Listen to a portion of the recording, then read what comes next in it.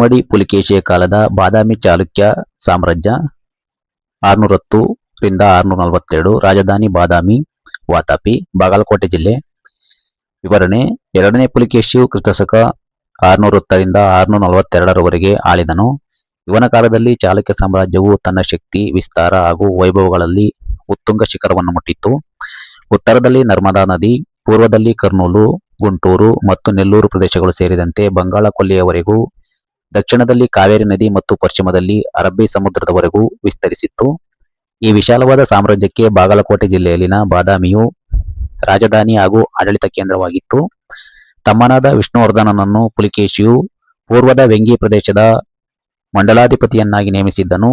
ದಕ್ಷಿಣದಲ್ಲಿ ಪಲ್ಲವರು, ಗಂಗರು, ಚೋಳರು, ಕೇರಳರು, ಪಾಂಡ್ಯರು ಇವನ ಸಾರ್ವಭೌಮತ್ವವನ್ನು ಒಪ್ಪಿಕೊಂಡಿದ್ದರು.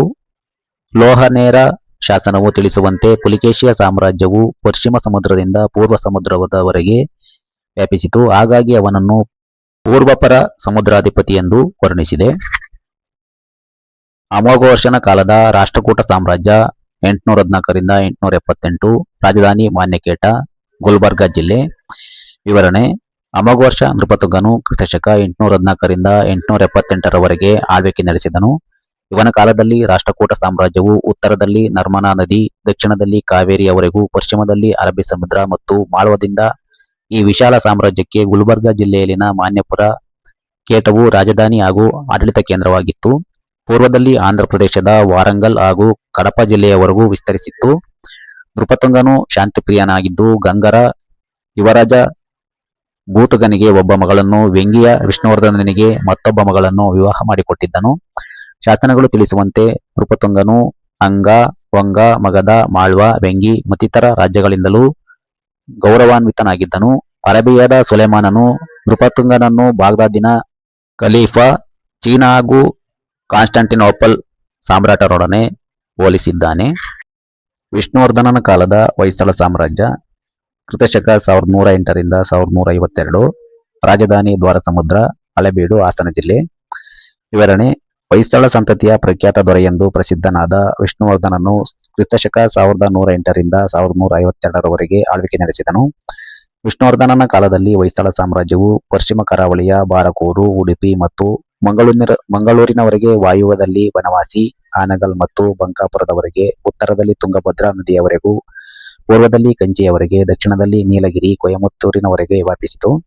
ಈ ವಿಶಾಲವಾದ ರಾಜ್ಯಕ್ಕೆ ಹಾಸನ ಜಿಲ್ಲೆಯಲ್ಲಿನ ಪ್ರಸ್ತುತ ಹಳೆಬೀಡು ಎಂದು ಕರೆಯುವ ದ್ವಾರಸಮುದ್ರವು ಆಡಳಿತ ಕೇಂದ್ರ ಹಾಗೂ ರಾಜಧಾನಿಯಾಗಿತ್ತು. ಕೃಷ್ಣದೇವರಾಯನ ಕಾಲದ ವಿಜಯನಗರ ಸಾಮ್ರಾಜ್ಯ ಕ್ರಿಸ್ತಶಕ 1510 ರಿಂದ 1529 ರಾಜಧಾನಿ ವಿಜಯನಗರ, ಹಂಪೆ, ಬಳ್ಳಾರಿ ಜಿಲ್ಲೆ ವಿವರಣೆ ವಿಜಯನಗರ ಸಾಮ್ರಾಜ್ಯ ಹಾಗೂ ತುಳುವ ವಂಶದ ಪ್ರಖ್ಯಾತ ದೊರೆಯಾದ ಕೃಷ್ಣದೇವರಾಯನು ಕ್ರಿಸ್ತಶಕ 1510 ರಿಂದ 1529 ಆಳ್ವಿಕೆ ನಡೆಸಿದನು. ಮಹಾ ದಿಗ್ವಿಜಯಿಯಾದ ಕೃಷ್ಣದೇವರಾಯನ ಕಾಲದಲ್ಲಿ ವಿಜಯನಗರ ಸಾಮ್ರಾಜ್ಯವು ಉತ್ತರದಲ್ಲಿ ಕೃಷ್ಣಾ ನದಿಯವರೆಗೂ, ರಾಯಚೂರು, ಈಶಾನ್ಯ ದಿಕ್ಕಿನಲ್ಲಿ ರಾಜಮಹೇಂದ್ರಿಯವರೆಗೂ, ದಕ್ಷಿಣದಲ್ಲಿ ಕನ್ಯಾಕುಮಾರಿ, ಪಶ್ಚಿಮದಲ್ಲಿ ಅರಬ್ಬಿ ಸಮುದ್ರದಿಂದ ಪೂರ್ವದಲ್ಲಿ ಬಂಗಾಳ ಕೊಲ್ಲಿಯವರೆಗೂ ವ್ಯಾಪಿಸಿತ್ತು. ಈ ವಿಶಾಲ ಸಾಮ್ರಾಜ್ಯಕ್ಕೆ ಬಳ್ಳಾರಿ ಜಿಲ್ಲೆಯಲ್ಲಿನ ಹಂಪೆಯು ರಾಜಧಾನಿ ಹಾಗೂ ಆಡಳಿತ ಕೇಂದ್ರವಾಗಿತ್ತು.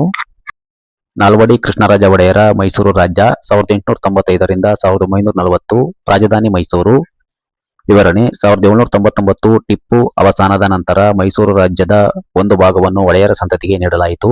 ಮತ್ತೆ 1881 ಬ್ರಿಟಿಷರು ಮೈಸೂರನ್ನು ಒಡೆಯರಿಗೆ ಪುನರ್ದಾನ ಮಾಡಿದರು. ಒಡೆಯರಲ್ಲೇ ಪ್ರಸಿದ್ಧನಾದ ನಾಲ್ವಡಿ ಕೃಷ್ಣರಾಜ ಒಡೆಯರು ಕ್ರಿಸ್ತಶಕ 1902 ರಿಂದ 1940 ಆಳ್ವಿಕೆ ನಡೆಸಿದರು. ಇವರ ಕಾಲದಲ್ಲಿ ಮೈಸೂರು ರಾಜ್ಯವು 9 ಜಿಲ್ಲೆಗಳನ್ನೊಳಗೊಂಡಿತ್ತು. ಅವುಗಳೆಂದರೆ ಮೈಸೂರು, ಬೆಂಗಳೂರು, ಕೋಲಾರ, ತುಮಕೂರು, ಮಂಡ್ಯ, ಚಿಕ್ಕಮಗಳೂರು, ಹಾಸನ, ಶಿವಮೊಗ್ಗ, ಚಿತ್ರದುರ್ಗ.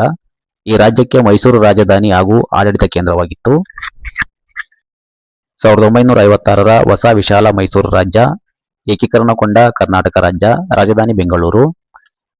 ರಾಜ್ಯ ಪುನರ್ ವಿಂಗಡಣಾ ಆಯೋಗದ ಶಿಫಾರಸಿನಂತೆ ಕೆಳಕಂಡ ಪ್ರದೇಶಗಳು ನವಮೈಸೂರು ರಾಜ್ಯದಲ್ಲಿ 1956 ನವೆಂಬರ್ 1 ಸೇರಿಕೊಂಡವು.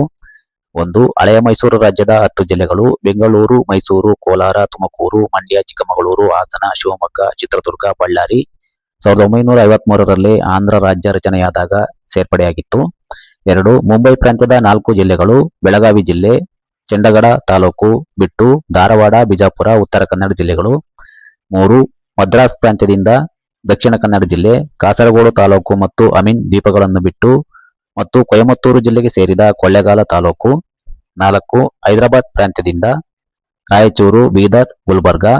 5. ಸ್ವತಂತ್ರವಾಗಿದ್ದ ಸಂಸ್ಥಾನಗಳು ಸೊಂಡೂರು, ಜಮಖಂಡಿ, ಮುಧೋಳ್, ಸವಣೂರು. 1956ರಲ್ಲಿ 19 ಜಿಲ್ಲೆಗಳಿಂದ ಕೂಡಿದ ಹೊಸ ವಿಸ್ತೃತ ರೂಪ ತಾಳಿದ ನವ ಮೈಸೂರು ರಾಜ್ಯವು ಉದಯಿಸಿತು. ಅಂತಿಮವಾಗಿ 1973 ನವೆಂಬರ್ 1ರಂದು ಮುಖ್ಯಮಂತ್ರಿ ದೇವರಾಜ ಅರಸರ ಕಾಲದಲ್ಲಿ ಮೈಸೂರು ರಾಜ್ಯಕ್ಕೆ ಕರ್ನಾಟಕ ಎಂದು ಕರೆಯಲಾಯಿತು.